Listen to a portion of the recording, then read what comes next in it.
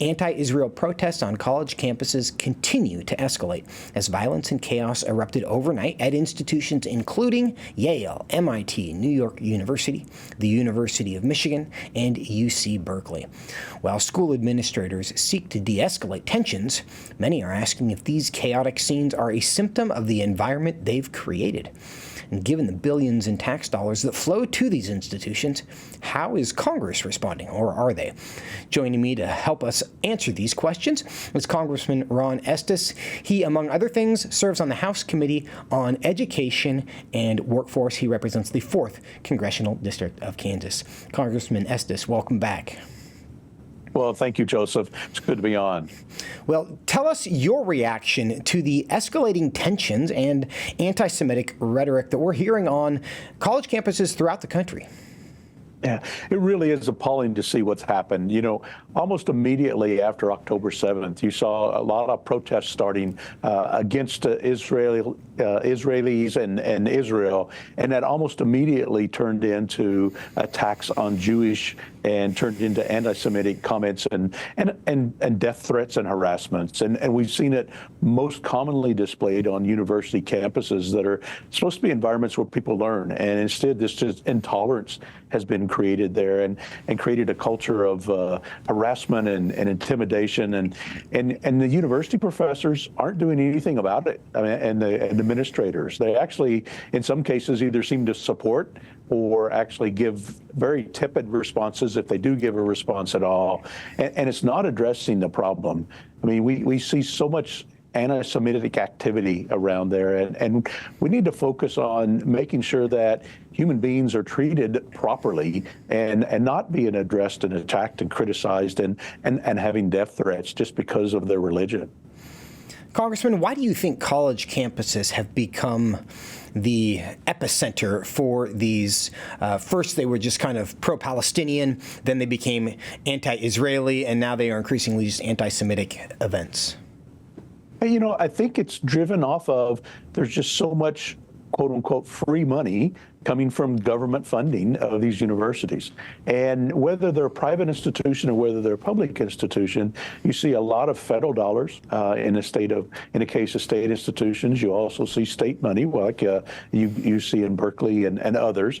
But so much money that flows through that provides this cushy lifestyle. And so you see the administrators and the professors that really have no wherewithal to deliver anything of value because they're not focusing on how to provide a good education. Instead, they're focusing on their political beliefs and their political posturing.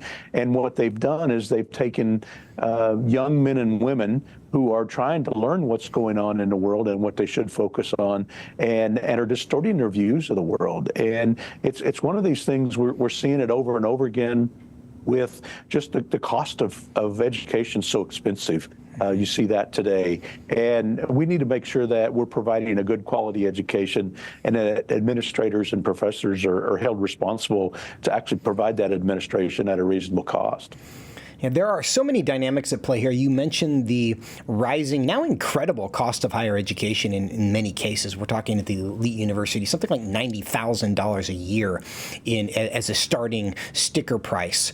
Yet we see these campuses becoming increasingly radicalized. And you also mentioned the fact that a lot of government money, even to private institutions, ends up at these institutions. Is there a role for Congress to play in dealing with the activity that we're seeing on these campuses? There really is. You know, as a member of the Education and Workforce Committee, I mean, we have the responsibility to provide oversight on funding that comes from the federal government. And for the most part, the federal government plays a more active role in actually providing dollars for not just K through 12 education that the state and local governments choose, but also higher education. And so much of the money that comes out of the federal government goes to those higher education universities. And obviously, college costs are expensive. And I'm a supporter of a piece of legislation that we have moving through the House right now, College Cost Reduction Act, because we've seen, actually, you can almost see a parallel path of, as government funding has increased since the 70s, you've seen this rapidly rising cost of higher education. And now we're suffering the consequences of that. Well, and that really is a function of Economics 101. Higher education costs go up as that's subsidized. To my understanding, the only other sector of the economy in which that's happening is healthcare, where costs are also essentially guaranteed by the government. And so it should be no one's surprise that there's not really any reason, there's no incentive to reduce costs when the government's essentially guaranteeing payment. So we do see costs rise. From your seat on the Education Committee there in the House, any reason to think that reform is on the way? Is there an effort to look at higher education in a way that's different so that perhaps fewer children will be radicalized, but also it will become just less expensive and more accessible? I think it's going to take a major effort on the part of the American people to stand up and voice the concerns that we're seeing over and over again in more recent years. And it's going to take a long period of time. I mean, this didn't happen overnight. America, typically allows things to fester and get to a very critical state before we actually start to react back. And this has grown since the 1960s and 70s. And so we've got to focus on, let's make sure that we have higher education universities that focus on providing good education. We want to have the educated workforce that actually move force and help with our economy, but we need to make sure that it provides good services and work. So it's going to take a long period of time, and there's a lot of inadequate thought process that's going into leadership of these universities right now, and it's going to take time for them to realize that the mistakes they've been making and that we need to correct that moving forward. Yeah. Do you see any evidence that the market is adjusting? And by that, I mean, are families and prospective students starting to make different choices as a function of the ideology that they see on these campuses and also just the costs that are making it inaccessible to most Americans? Yeah, I think you're seeing that more and more. And just this year, the Department of Education, which has gotten large and bloated for being a very part-time function, but the Federal Department of Education couldn't even get the financial aid system, FAFSA, working in time to provide students. So you got a lot of parents that are anxious and worried about their students. You see case after case where people are making different choices. You see the enrollment, the applications have dropped at some of these Ivy League schools in particular, but you see it at a lot of universities as well. And you're seeing people making the conscious choice that maybe that's not the right decision for me. Maybe that's not the right career path I want. Maybe that's not where I'm interested in. And in the meantime, people are going out and finding good paying jobs as plumbers and mechanics and electronic technicians. And they don't necessarily have to go spend as much money on a 4-year degree when they can actually have a career that actually provides them a good living wage and that be able to grow and provide their family for that. Yeah, I think that's a really good point. As the father of now and soon several college-age students, the ROI just isn't there for so many degree programs, and families, I think, are going to be forced to kind of reconsider what their options are, and that will make a market adjustment. But, Congressman, I want to switch topics slightly.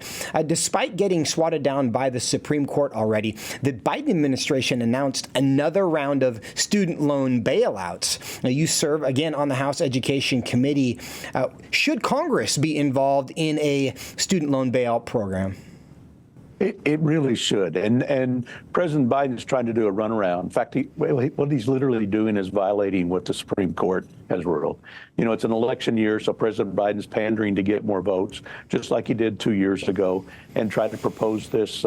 He's calling it a bailout, but in reality, he's transferring debt that individuals chose to take on themselves, and he's trying to claim that we should give that to other taxpayers and make them pay back for that debt. Whether they had student loans at all, or whether they paid their own student loans off, or whether they borrowed money to start their own business, expected to pay back the student loan from this offer that President Biden is trying to make. And again, it's an election year gimmick. The Supreme Court said he couldn't do that under the laws of the land. And so instead of following what the Supreme Court ordered him to do, he shuffled a few paragraphs around and tried to do it again. And this is going to get turned down again, just like it has before. He doesn't have the authority to waive all these debts. and to transfer that cost on to other taxpayers. And that's the purview of Congress and the legislative branch to write up laws that need to be followed by the executive branch. Well, you mentioned there the political motivation for President Biden in doing so in an election year. And of course, student loan debt forgiveness stands to benefit more significantly younger voters. Increasingly, there are older voters who continue to hold on to student debt, but it's primarily younger voters.